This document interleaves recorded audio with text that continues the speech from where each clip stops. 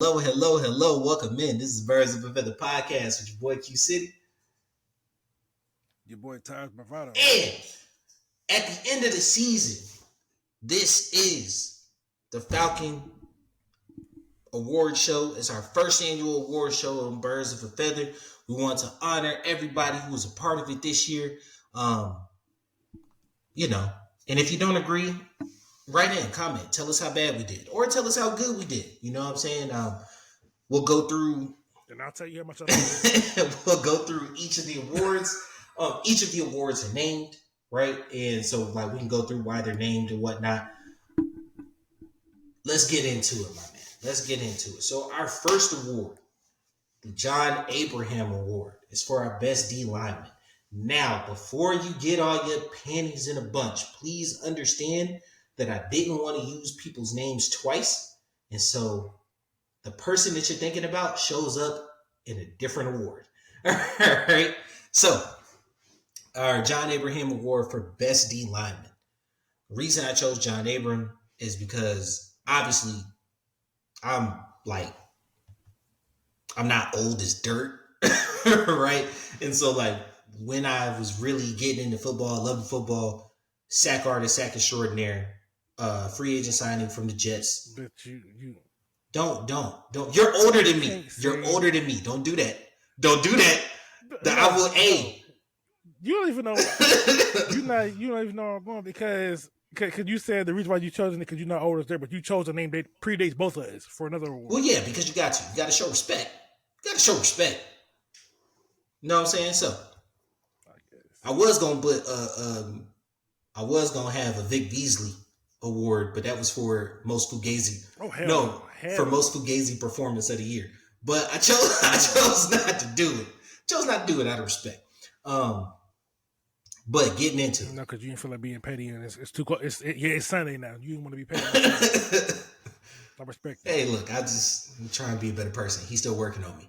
So, obviously, John Abraham was a Working integral part of our defense. 4 years, sack artist, sack extraordinaire, but he truly was rounded out as a defensive lineman, and so we wanted to use that to honor our best defensive lineman of the year. And so, our first inaugural winner of our John Abraham Award for best D lineman is Calais Campbell.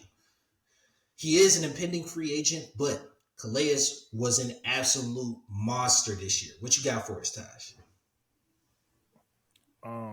I like to present him with these honorable AirPods. They're slightly used. What we got, they come in the team colors, so come accept these whenever you get the chance. We appreciate your contributions. But yeah, Calais. When we initially signed him, I was skeptical. I mean, I was excited. I'm not gonna say because I was excited, All decade member. but I didn't really know what to truly. Yeah, but I didn't truly know what to expect. But he exceeded the expectation I have. First half of the season, the pass rushing wasn't there, but the run stopping was. And then it seemed like once we hit the Commander game, once he got that 100, it just like that man was tearing him up. It took off. End of the season, I think he had like a person whose opinion I respect a lot. He had charted his pressures at about like 50 pressures, which is pretty damn good, especially since we were in a pretty heavy rotation. And he had 6.5 sacks, which was top for the league with Bud Dupree. Yeah. 37 years old, he gave you about as much as you could expect and more. So I think, yeah, he brought some leadership. He helped out some of our younger people. We will mention this other player later on when we get down to the latter part of our awards. But he played an instrumental part, and if he wanted to come back, I would accept him. yeah, love him to come back in any capacity. He looks like he still got gas in the tank. Obviously, 6.5 sacks. Echoing pretty much everything you said, right? Kind of just wondering how much is really left in the tank when you signed him, but you got everything you wanted and more this year out of Calais Campbell. With the pass and the run, he was awesome this year. Yeah. All right, so Our next award is the Keith Brookings / Jesse Tuggle Award. Now, the reason I chose two names there is because the only thing that separates these two is 1 second team All Pro selection. Or, yeah, 1 second team All Pro selection. The hammer. Now, you should have just. I should have said this before. You should have just cut it down to the hammer. yeah, see, I like Jesse, but you can't deny what Keith does because Keith is the one with the second All Pro selection. You can't deny, but so it was 2 second team All Pro selections. Jesse was he didn't get the respect he deserved throughout the league. He should be Hall of Famer too because his numbers. He has the numbers. Yeah, he's a Falcons Rings of Honor member, right? But I just in good conscience because of what Keith did, because of what Jesse did. Well, I got to put them together here. They are both extremely productive, 5-time Pro Bowlers. Jesse led the league in tackles one year. It's close. Hey man, look. I get what you're saying, but that's a lot on a trophy. You got to write it in small letters. Now, anyway, obviously, you got to pick a name. Man. This award is for the best. Next year, we will revise this name. We will revise this name. Might be the Keith Tuggle Award. I don't know. Anyway, anyway, this award is for the best linebacker, right? Now, after much deliberation, countless hours of going back and forth, burning all 22s. We decided on Kaden Elliss is our best linebacker this year, right? What you got for us, Taj? He was the leader of the defense. Jesse was the best player, but Kaden, he provided a lot, and I don't think people quite understand how much he brought.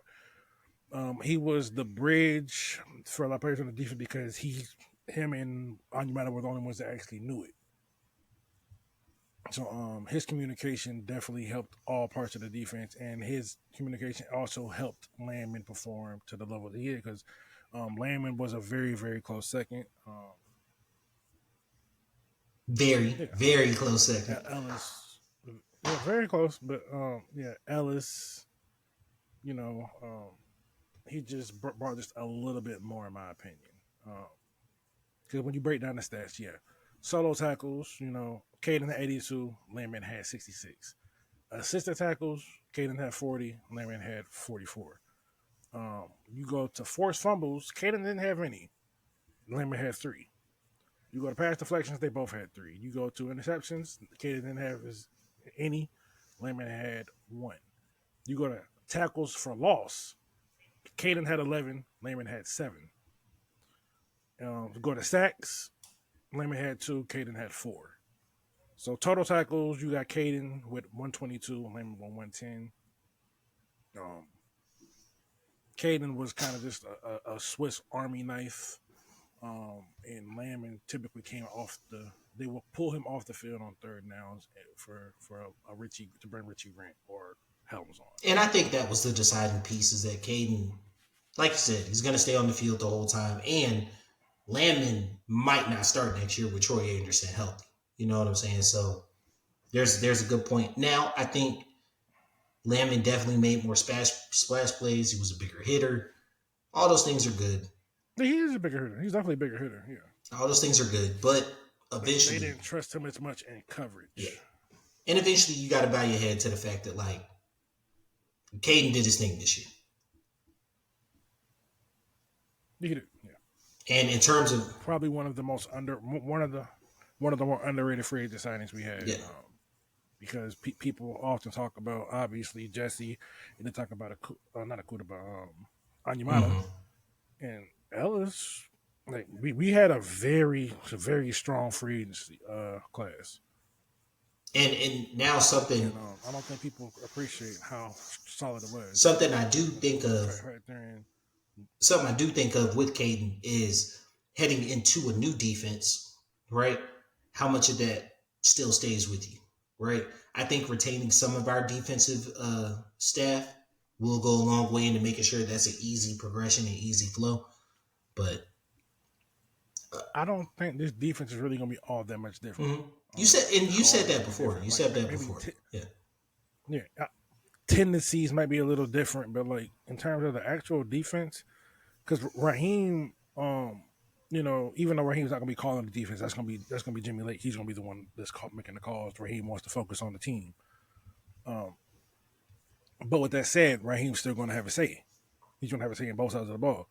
So Raheem's years in LA, he kind of adopted a few of the principles from the Vic Fangio defense, which is a lot of quarters, simulated pressures. So like you're still going to see some of the same stuff where you know Ellis lined up in the gaps, people bailing Bailed out. out, yeah. So it's going to be it's going to be a lot of the same stuff, but especially when you're retaining the main defensive assistant and assistant head coach and Jeff Gray, because he had a huge part in that defense. So there's going to be some similarities because you want to try to keep some of that for the young players you got, Especially since they did so well in that defense. Right. So I still expect them to play to the strength. So I it's going to be different. They're going to put their own spin on it, obviously, but the defense won't. I don't expect a drastic difference. Probably the biggest difference is you won't see as much man. Mm-hmm. But other than that, yeah, it probably won't be that much of a difference. It won't look too much different. And I actually expect an improvement. Well, one area that may need slight improvement, but housed our best player was the Deion Sanders Award for Best DB. Now, this one doesn't take too much thinking about or knowing, but Richie Grant. Jesse Bates the third. Obviously, he had a monster season in All Pro. We have this for you. It kind of looks like a football, so we can there's your award. But no, we know you're gonna take it to the crib, right? If you get that football in his hands, he's gonna do something special with it. Jesse was amazing in coverage this year. Obviously, had a couple growing pains, but overall, he was clearly the best DB that we had, and that's no slight on I don't AJ. even know if they were growing pains. He just plays a very aggressive brand of football. Yeah, he gets caught peeking a little bit. When you're that aggressive, he be cheating. like I'm sorry for his woman. He was such a cheater, but hey, that man does not believe in. He does not practice monogamy on that football field. Nah. He gets his hand caught in a cookie jar a couple times, but you take the good with the bad, because dang man, there's a lot of good. Like you single-handedly won us the Saints game, so it's like, hey, look, man, Jesse's an amazing player,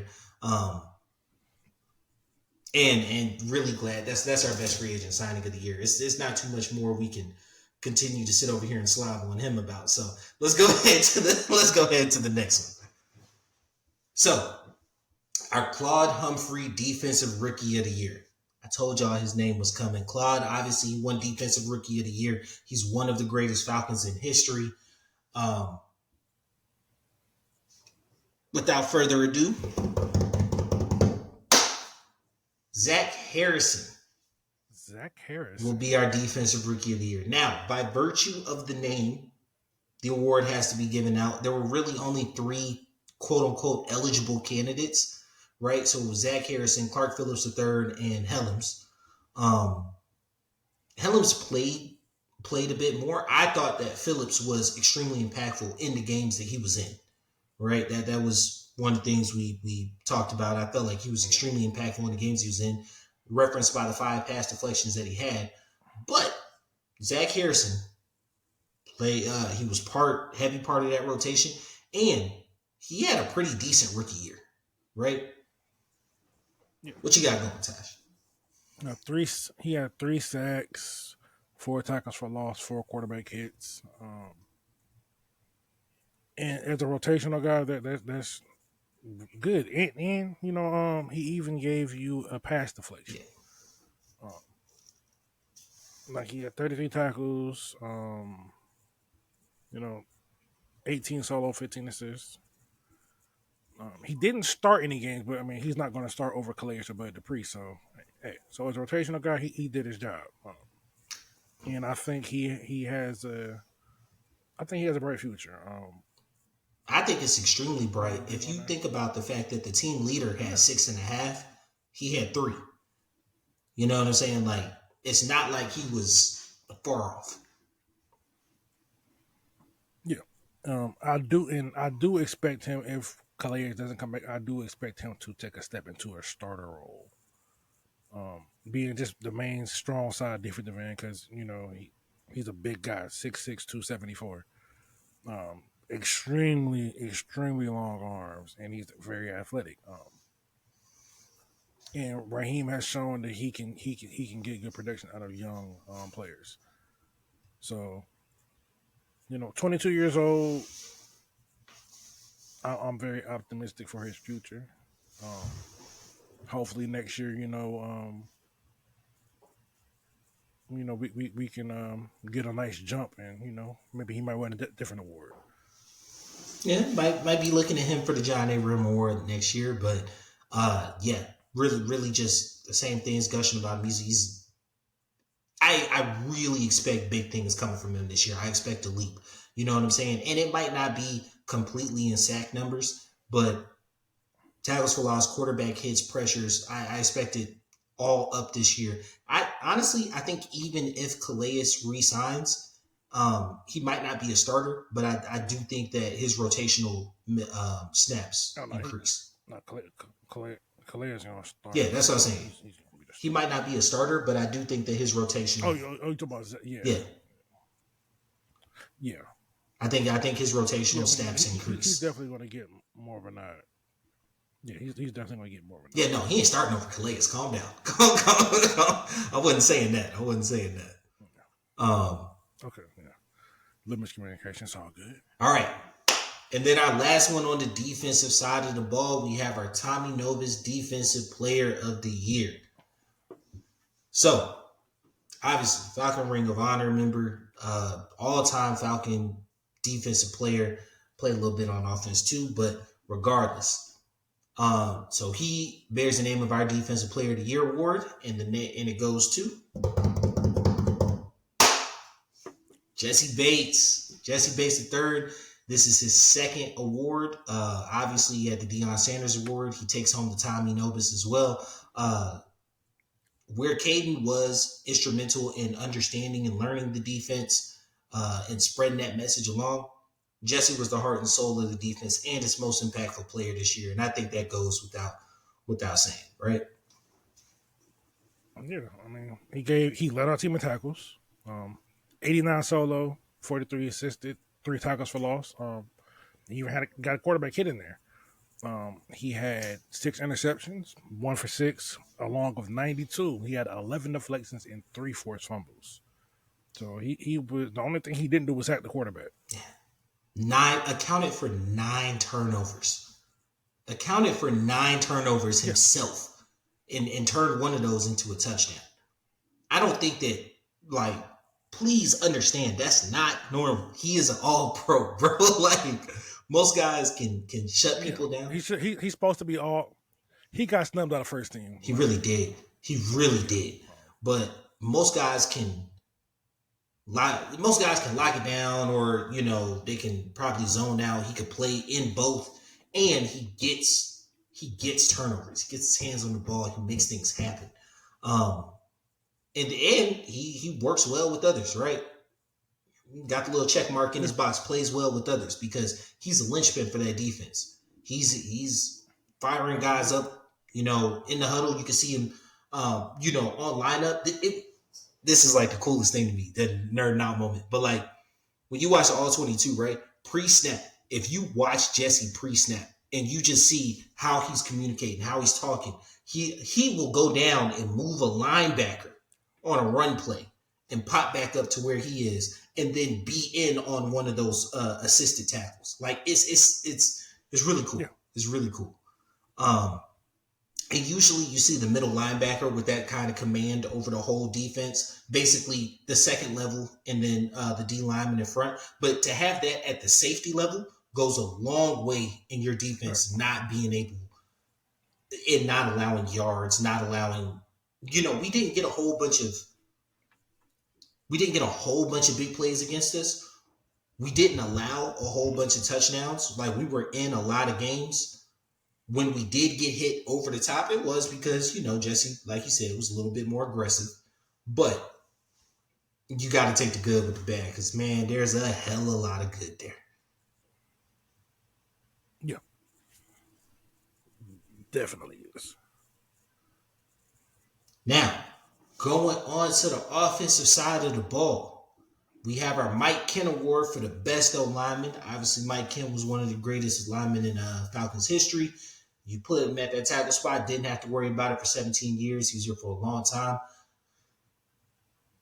You could have went Van Note, but I get it. I like Ken better. I'm not even gonna lie to you. Van Note was our best lineman. That's just all right. Hey, look, you had a chance to name the awards. You had a chance. No, I did. Okay, look. I'm not gonna lie. I didn't pay too much attention to the names. Now, all right, because I didn't realize that you named the best DB the Deion Sanders Award till you said it. I'm like, oh, of course. I mean, what else are you gonna name it? The D'Angelo Hall Award? I mean, it makes sense. It makes sense. It makes sense. It absolutely makes sense. All right.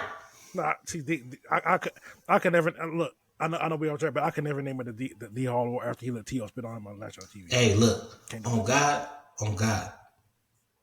the football career is done. For real, the football career is done, bro. Yeah. The football career done because you gonna have to see me about that one. Like, and I don't even. I'm. If you know me in real life, like I'm one of the I'm chill. Like, a lot of times I don't like taking it there because once I get there, I can't get back. Like, it's not. It's not easy to bring you back then. Just so like once you take it at the box, it's not easy putting them back in there. So the spit in the face, like, we not even playing football no more, dog. we not playing football no more, bro. Like, this is man to man stuff right here. So oh yeah, like you gonna have to see me. Yeah. So Mike Ken Award for the best O lineman, that is going to be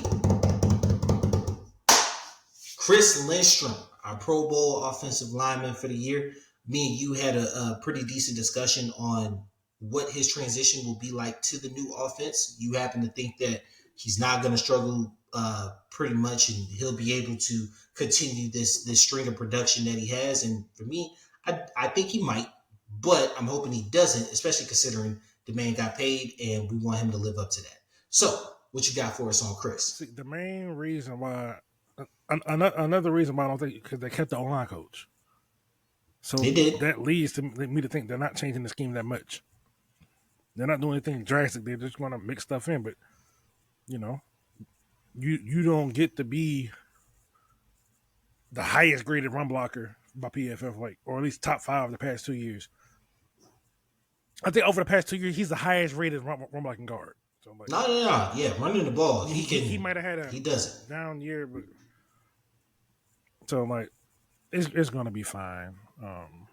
It's gonna be fine. There was an honorable, well, at least for me, there was an honorable mention in Chris Dahlman. Out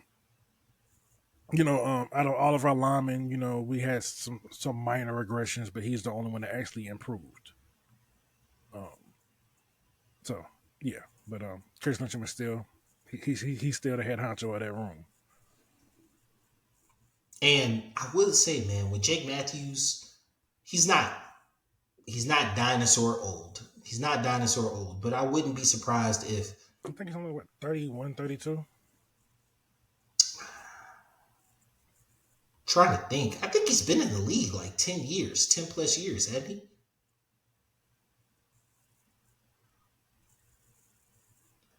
He is 32. Yeah. He's been in the league like 10 years. Matter of fact, it's his birthday. Happy birthday, if you're watching this. He just turned 32 today. Yeah, cool. But no, I do expect the Falcons to have at least a day 3 pick on a tackle, on a developmental tackle. He's younger than me. That's crazy. Hey, look, man, I be trying to tell you that you old, That's bro. crazy. I be trying to tell you. Nah. You know you crack when you get up. I mean,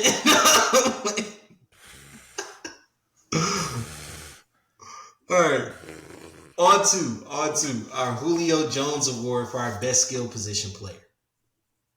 Now, this might surprise you guys. Just go ahead, get your mind wrapped around it. The Julio Jones Award for the best skill position player goes to Bijan Robinson. No, it's not a surprise. Like we weren't going anywhere weird with it. No, Bijan was the best skill position player that we had this year. Obviously, that's choosing from the wide receivers. We included tight ends on this one. But yeah, he was the best running back that we had this year. And his production compared to wide receivers and tight ends is not even close. He was our best skill position player this year. What you got for us, bro? Yeah, most total yards, most touchdowns. I mean, yeah, and he did it on on a modest amount of carries. I think that's the part that was kind of shocking. Carries, It's not like he got 375 touches. You know what I'm saying? Like in carries, what you said 214, because I know it was under 220. Yeah, because he's the first averaged about what? Go ahead. He averaged 16 touches a game, and there's not really a lot. That's crazy low. That's crazy low for the type of talent he is.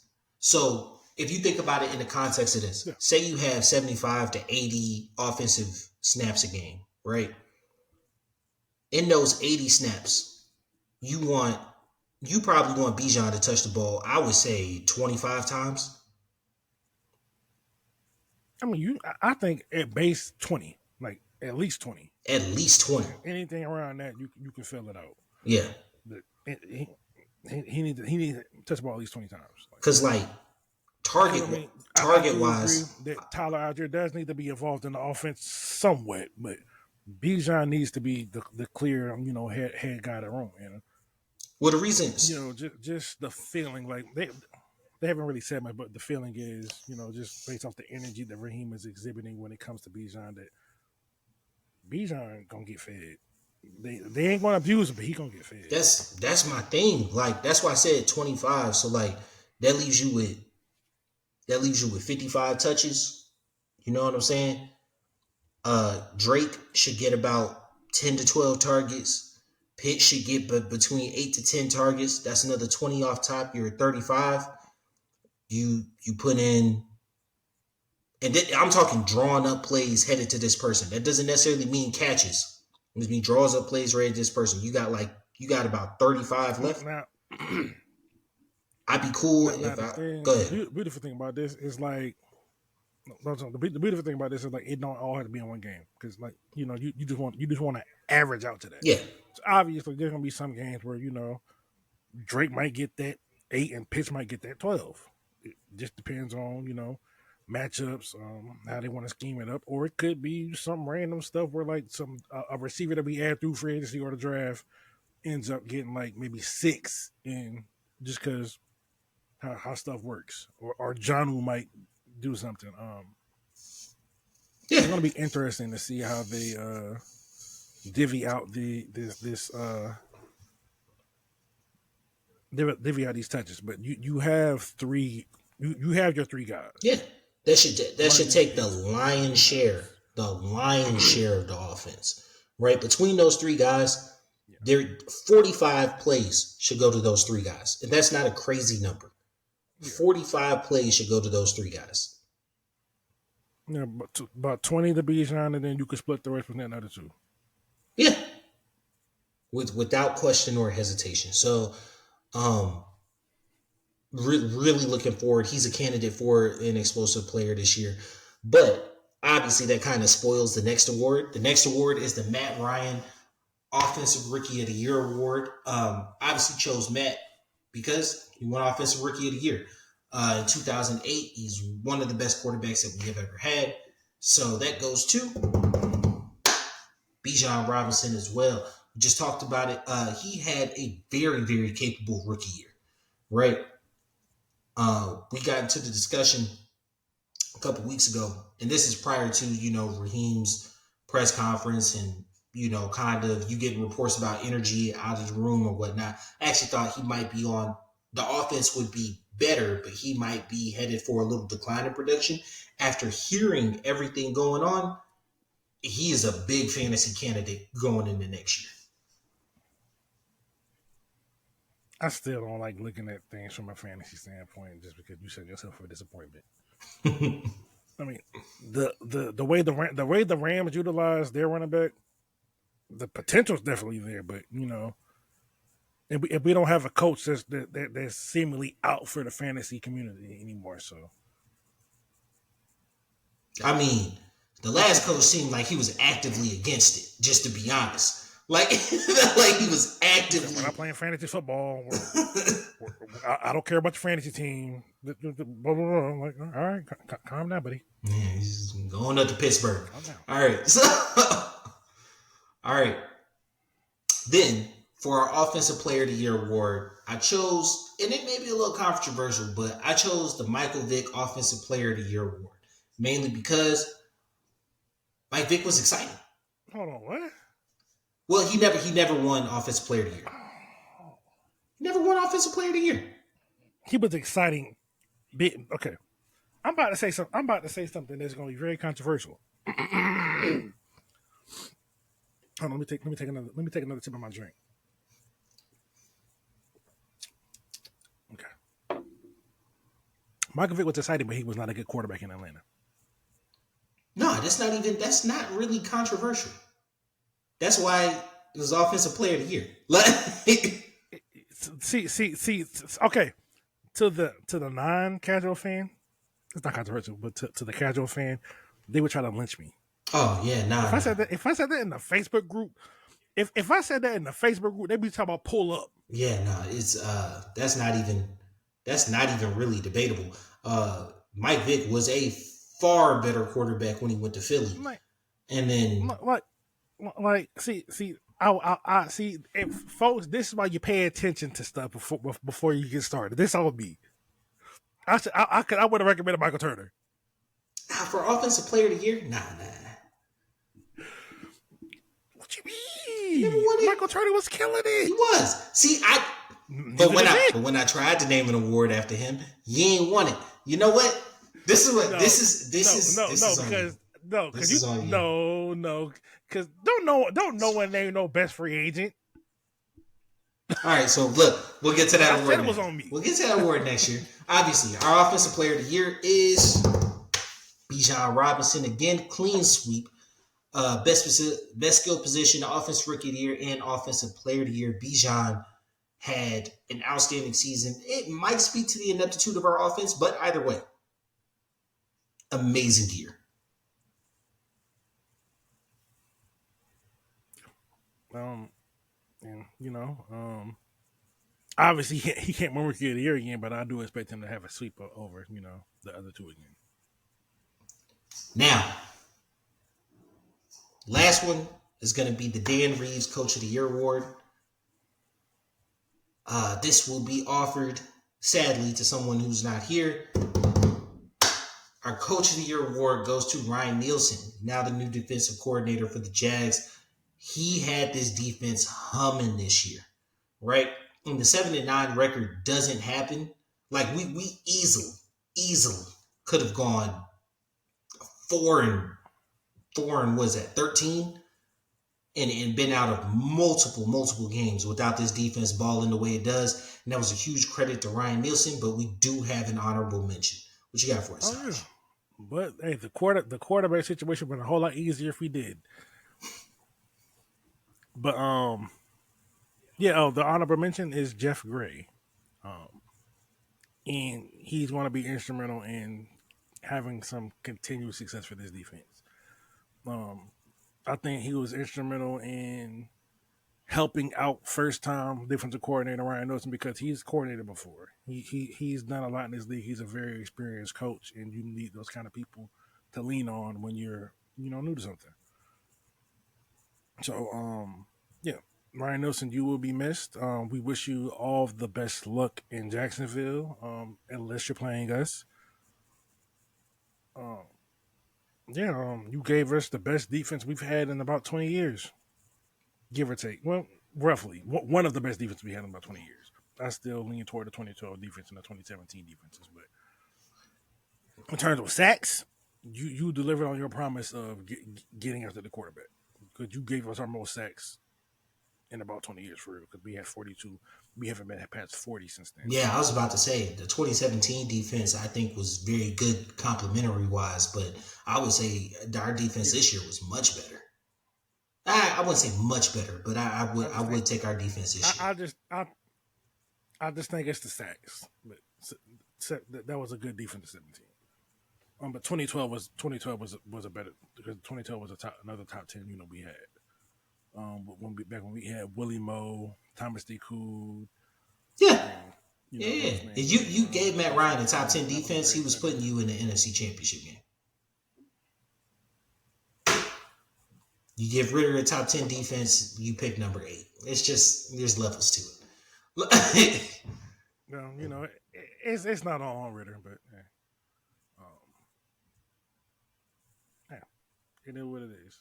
So, looking ahead to next year, I would say that, the Deion Sanders Award might go back to Jesse again. The John Abraham Award, we talked about Zach Harrison being possibly involved in that one. And then best skill position and offensive player of the year, heavily favored for Bijan. Obviously, we don't know who he's going to be. Okay. He's going to be the engine of the offense. Like Bijan's going to be the engine of the offense. So, like, it's not like that we don't think Drake and Pitts are going to be capable players. It's just Bijan's. He's going to be the heart. Obviously, we won't know who defensive rookie or offensive rookie of the year is. Best old lineman, sneaky pick, Bergeron. What you thinking? I don't think it's his time yet. You don't think it? Maybe year 3. You want past Lindstrom? Not yet. Maybe year 3. But I do think he had an amazing rookie season. I think he had a really good rookie season. Especially in contrast to the prior that we just before him, Jalen Mayfield. Yeah. Night and day. Yeah. So he's actually a competent lineman. So yeah. I'm optimistic. I think he's gonna get there, but like Christian Lindstrom, that's a tough beat. Cause you talking about one of the top 3 linemen, one of the top 2 or 3 guards in football. So yeah, that's a tough ask. So I do think Lindstrom might sweep that again next year, unless hey, Matthews has to turn back the clock season and slides into an All-Pro. You never know. The most season. His turn back the clock still isn't as good as Lindstrom. So like I love Jake, but Jake's he's a thing with tackles. Like he's good enough to where you can't find better than him. Mm-hmm. I mean, he's good enough to where like anyone below him, that's a significant downgrade. But it's hard to find better. It is hard. It's hard. It's hard to find better without like teams that have left tackles ain't letting go of left tackles better than him. Yeah, exactly. Yeah.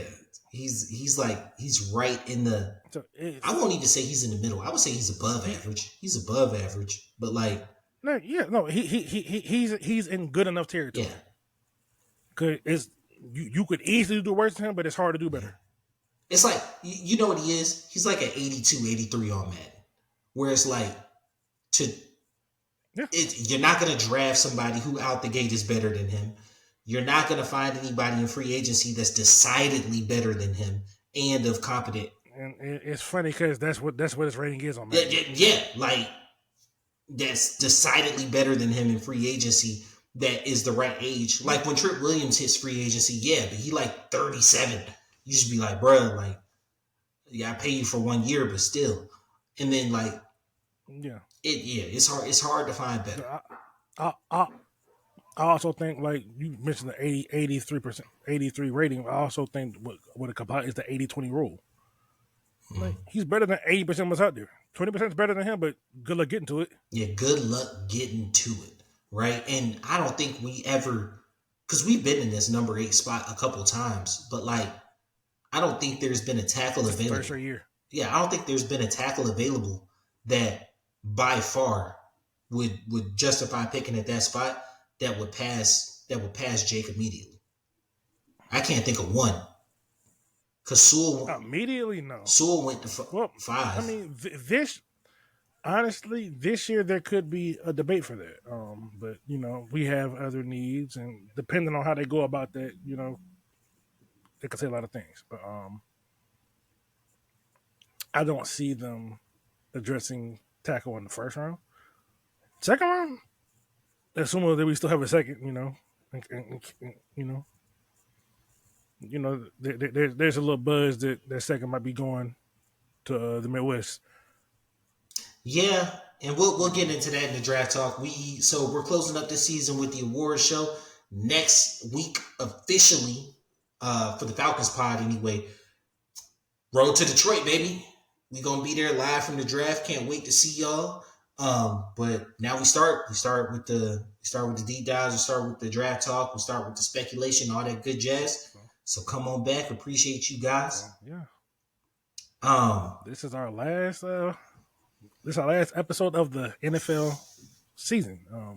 Now we get to the second season, so we appreciate y'all coming along on this journey with us, and hearing some of our takes, our arguments, our disagreements, just our silliness. I appreciate all y'all. And we got more to come. It's gonna get in depth. I'm a football fanatic. Obviously, he is too. But like the draft, is when I really dig deep. So yeah, stay tuned for the player analysis, mock drafts, salary cap analysis, free agency predictions, cap casualty predictions. Anything you could think of, we gonna get it. We got you covered on the Birds of a Feather podcast. Yes, sir. Yes, sir. Hit that like, hit that subscribe, right? So we're not just gonna be pumping out the content that our regular Falcons pod. We're going into the off season of the NFL. We're gonna start our NBA pod. So if you're an NBA fan, you're a Hawks fan. You're gonna get some news there. But then just the ons and offs, ins and outs here and there. If there's a big free agent signing or something, we might just hop on, do a little 10 minutes or whatever. So go ahead, hit that subscribe button so you get that notification anytime. Like, subscribe, comment. We love to hear from y'all. All of our socials are in the description. We're Birds of a Feather or B.O.A.F Media on Instagram, X. I'm gonna call it X. I'm not calling it Twitter. I'm calling it X. I'm calling it Twitter. I'm not calling it X. I refuse. And I'm calling it what his mama named it. and we have a Facebook page, you guys. So reach out to us. Obviously, we use you guys for City Talk. You know what I'm saying? We love to hear what y'all want to know, and then we give it right back to you using our football knowledge. So once again, echoing Taj's beautiful statements, we appreciate y'all. Thank you for the ride. Let's go ahead in the next season. This has been your boy Q City. Your boy Taj Bravado. We out. Peace.